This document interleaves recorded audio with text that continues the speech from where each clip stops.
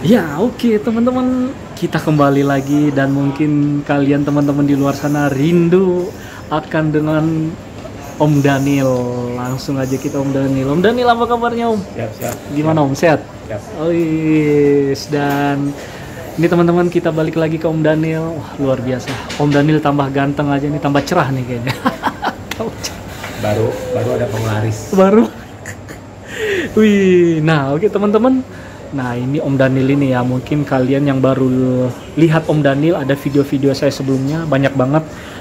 Kita bahas keris dan Om, coba aku sambil ke situ boleh ya? Aku sambil ke sana lihat dulu ya, lihat dulu ya. Jadi kita coba lihat dulu ya teman-teman. Nah jadi di tempat Om Daniel ini benar-benar kerisnya, barangnya sepuh-sepuh ya, karena Om Daniel ini dia mempunyai barang-barang ini dari muda, dari dulu. Jadi ini adalah koleksiannya beliau dan dijamin asli dan tidak main-main, dan beliau juga mengetahui sejarah-sejarah keris yang beliau punya, dan tentunya tidak neko-neko, amanah ya, no tipu-tipu. Yang jelas si Om Daniel ini paham dengan akan pusaka-pusaka kita ya, budaya kita, Nusantara kita nih ya. Oke, kita lihat dulu ya teman-teman ya. Ini saya perlihatkan, ini banyak banget, ada tombak, ada keris gitu ya. Luar biasa nih ya, banyak, ada jimatan juga di sini dan keris-kerisnya di sini. Yang jelas di sini adalah yang saya percayai keris-keris yang sangat bertuah gitu ya. Oke, kita ke depan.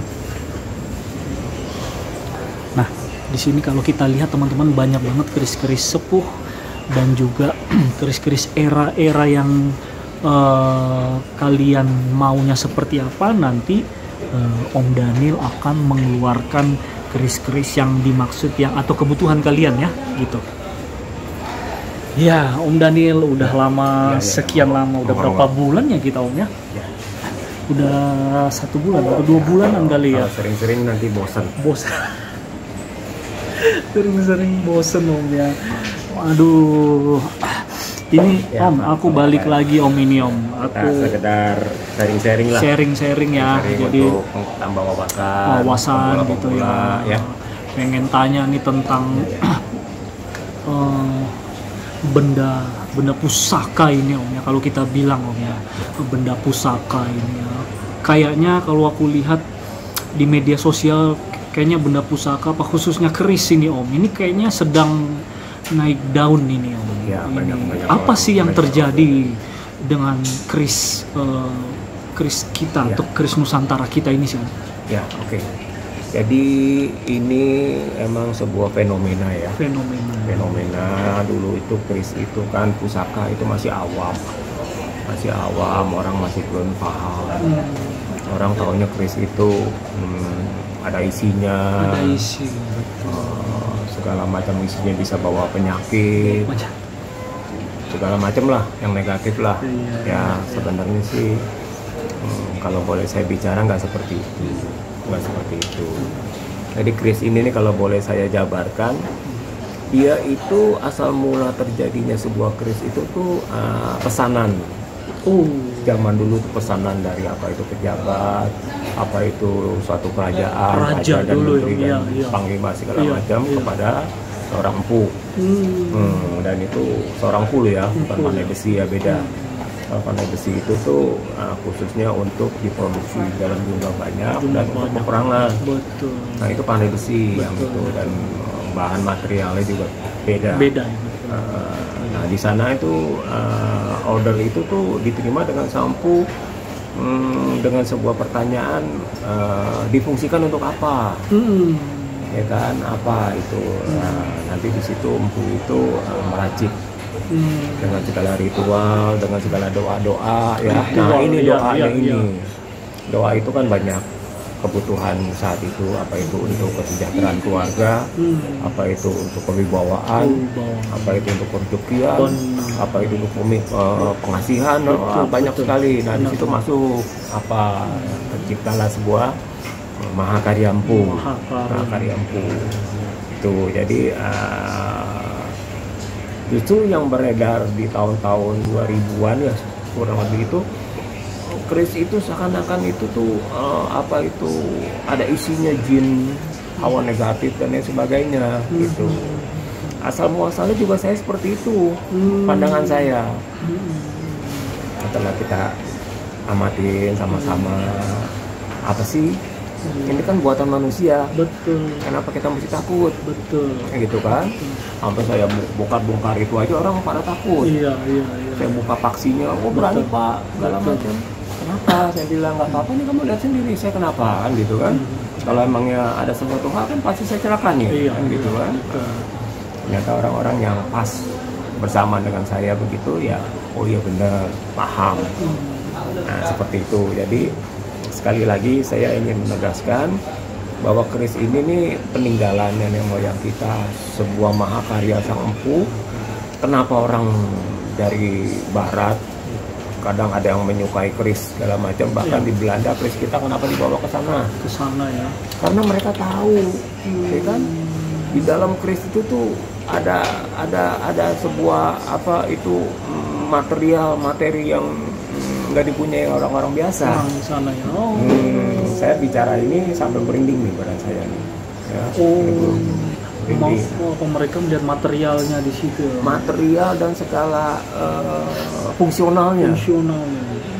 Pernah dengar cerita Belanda takut dengan keris? Pangeran Diponegoro. Iya, Pangeran Diponegoro ya. Iya, betul. Jadi di situ kan itu udah dikembalikan ya. Itu dikembalikan itu apa? Bukan keris yang dipegang sama bukan ya itu kayaknya. Bukan, nggak mungkin. Iya makanya kok dikembalikan. Kalau menurut saya ya, nggak mungkin itu. Dan itu yang asli tuh kan itu bener dibawa ke sana, yang asli masih nggak ada di Indonesia saya yakin. Bener. Kenapa? Itu kan waktu ditangkap keris itu masih terselip. Iya. Yang waktu terselip. Ada perjanjian apa pura-pura itu kan ditangkap langsung. Itu terselip di pinggangnya diambil ya. Dan yang segala macam Nogososro katanya dia, yang dikembalikan Nogososro kemarin. Sedangkan yang dia punya itu kan kalau nggak salah Nogosiluman. Itu beda dapurnya. Beda. Nogososro 13. Nogosiluman itu cuma kepalanya doang. Itu fungsionalnya kenapa Nogosiluman? Iya. Supaya nggak ketemu kalau dicariin kayak siluman. Di depan mata kita juga nggak kelihatan. Nah, itu fungsional keris dari Pangeran Diponegoro. Betul. Seperti itu. Wah, kacau juga ya kalau gitu. Memang kita mau kembali sejarah kita ya, kenapa jadi fenomena kayak begini? Orang udah mulai menyadari ini mahakarya. Dan kalau emangnya itu bagi pemula-pemula ya, yang ingin istilahnya untuk aset, kan ini bukannya barang pusaka sembarangan pusaka. Iya, betul. Ini pusaka ini jodoh rezeki bisa mahal, bisa murah, bisa dihibah. Ya. Dengan satu pusaka itu loh. Kenapa pusaka bisa miliaran? Betul. Tapi dipegang sama orang tertentu bisa puluhan juta. Bisa ini ya, betul. Jadi kembali lagi pusaka itu milih majikan. Milih dia berarti Om ya. Jadi kita harus pelan-pelan, terutama untuk pemula-pemula ya. Jadi jangan sembarangan memilih sebuah pusaka. Betul. Jadi apalagi semuanya dinilai dengan materi. Jadi kita harus mau bagaimana pusaka itu punya sebuah nilai yang sangat ini sekali ya. Betul. Jadi kan kadang-kadang kalau saya perhatikan pemula-pemula ini ya kagak salah sih, namanya sekolah ya, uang sekolah itu kan 1-2 juta gitu kan. Maunya yang segitu. Terus maunya yang segitu tapi yang paling sebenarnya bukannya nggak ada. Yang paling hebat ada. gitu ya. Yang jadi masalah itu ke tempat saya kan gitu. Barang saya soalnya kan koleksian saya gitu kan. Koleksian ini Om ya, benar. Kalau seandainya saya dulu belinya sekian, kalau untuk pemula kadang biasanya saya kasih tuh. Iya benar. Tapi yang jadi masalah dulu aja kita agung-agungkan, berapa kita pertaruhkan gitu kan. Nah itu yang jadi masalah. Tapi nggak apa-apa, ini buat sharing pengalaman aja. Jadi kita itu yang namanya belajar sesuatu hal, hendaknya belajar dari benda itu sendiri. Ya, betul. Saya juga belajar dari keris itu. Betul. Saya jarang kenal sama orang-orang keris. Saya tuh sendirian di keris. Saya kenal sama 1-2 orang aja yang saya percaya gitu kan. Ya, apa belajar lah ya ini. Tapi Om tadi yang Om katakan tadi bahwa fenomenal ya, Pak keris ini sangat-sangat fenomenal gitu ya. Bahkan para presiden-presiden kita hingga saat ini ya, dari Soekarno sampai ke Prabowo sekarang kan mereka masing-masing pegang keris. Pasti ada keris itu Om ya. Pasti ada keris itu mereka ya. Nah itu bagaimana itu Om? Nah itulah jadi kembali lagi presiden kan kita ini. Orang dari luar aja kan udah pada mudeng. Kenapa mudengnya itu? Nah seperti ini. Jadi nggak bisa nggak dari zaman era Soekarno, Soeharto, Soeharto mau bicara sekali, kan? Sampai Gus Dur, iya. Nah, Megawati bukannya nggak ada loh. Ada itu malah anaknya lebih banyak Om itu saya dengar itu pusakanya kan kayak si Ibu Megawati. Menterinya Cahyokumolo yang sudah almarhum itu kan terusnya tuh kebanyakan dia ada di era-era Majapahit sama ada itu kan Cahyokumolo tuh era-era Majapahit. Iya ngeri loh. Belum si Permadi. Ngeri. Ya kan? Permadi kan pernah ada satu cerita dia punya keris itu istilahnya energinya tuh naga. Saya bilang energi, saya nggak bilang kodam. Iya, betul. Saya bilang energinya itu energi lah ya. Untuk ekor naga. Kalau saya bilang berkodam nanti itu lagi apa katanya ada isinya segala macam. Jadi itu energi ya. Energi itu berupa doa iya.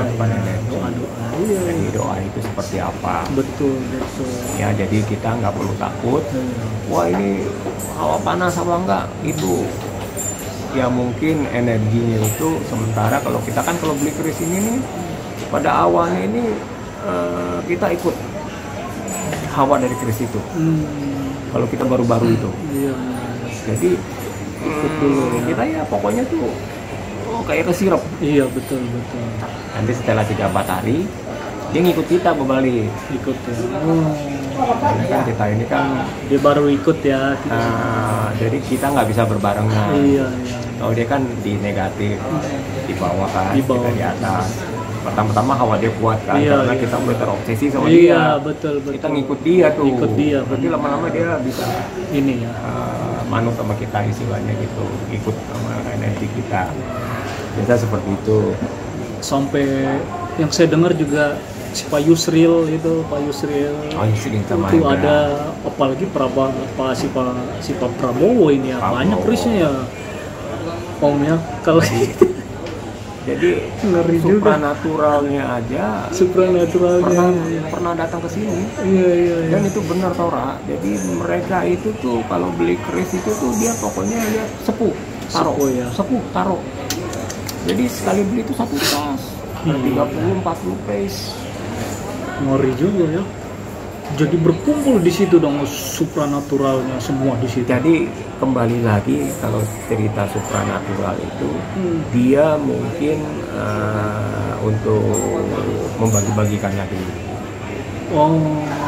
Soalnya dia ada tiga ini sih 3 kali dia datang kemari. Berarti kan itu udah habis.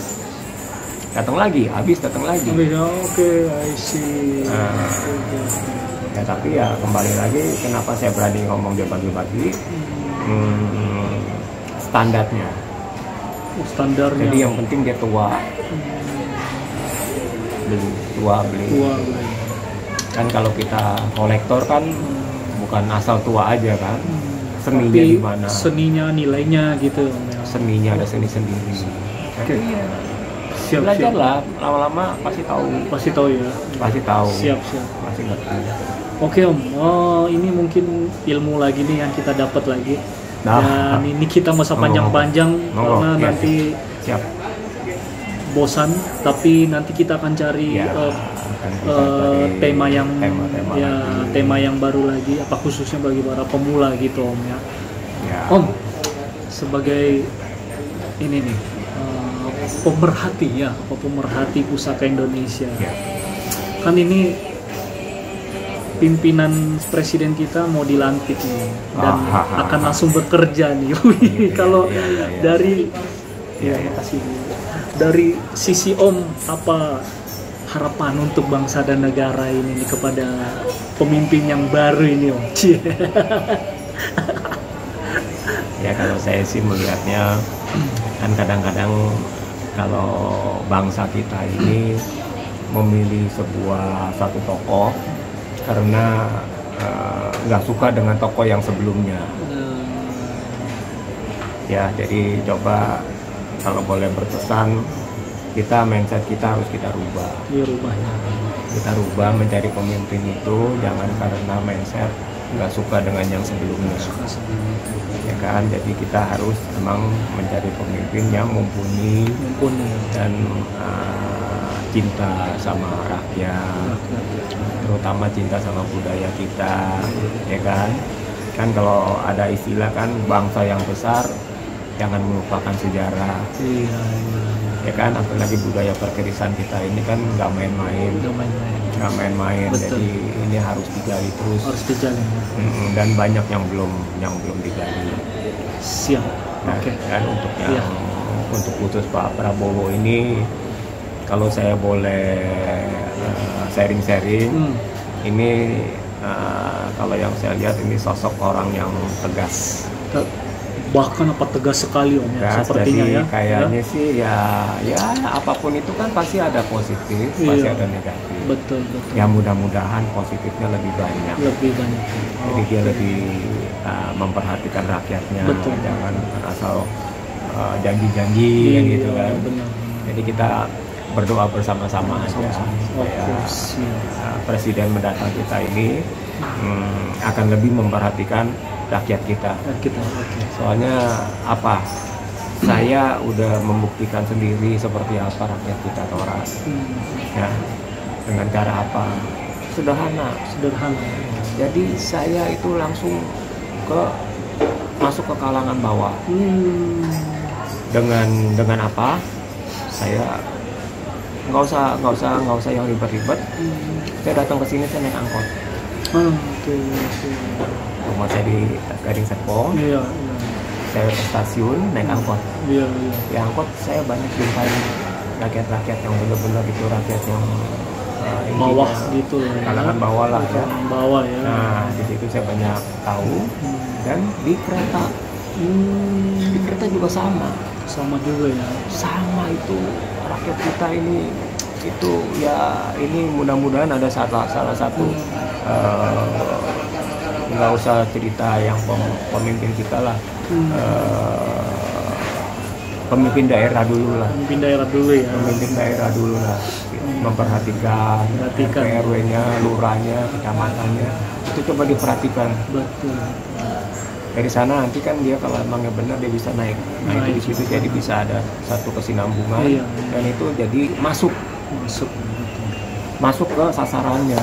Kan yang ada sekarang kan ada dana dari atas, nggak tahu kenapa nggak sampai ke bawah. Itu kalau sampai masuk itu aduh, semuanya gembira, semuanya senang, makmur kita punya negara. Benar. Itu aja juga itu. Oke. Om, ada ucapan selamat kepada Pak Prabowo dan kepada Pak Jokowi yang akan pensiun ini, bagaimana?